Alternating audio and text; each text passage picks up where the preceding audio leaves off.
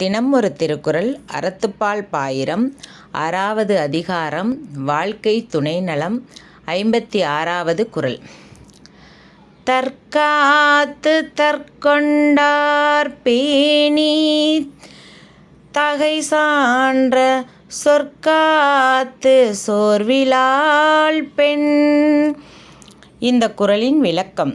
தன் கற்பு வழுவாமல் காத்து தன் கணவனையும் பேணி காத்து தகுதி அமைந்த புகழையும் காத்து சோர்வு அடையாதவளே பெண்.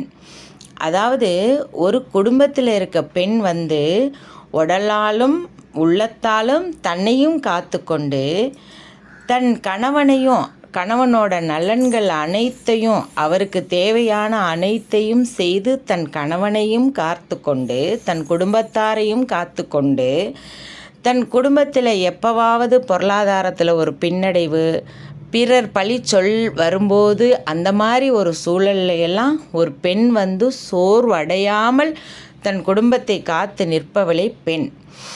கற்பு நெறியில் தன்னையும் காத்து கொண்டு தன் கணவனையும் காப்பாற்றி தகுதியமைந்த புகழையும் காத்து உறுதி தளராமல் வாழ்கிறவளே பெண். வள்ளுவர் எத்தனை அழகாக சொல்கிறார். ஒரு பெண் இப்படி இருந்தால் அந்த பெண் அந்த குடும்பன்ற ஒரு கட்டமைப்புக்கே இன்றைக்கி பெண் தான். பெண் இல்லைன்னா அந்த குடும்பம் இல்லை, வீடு இல்லை.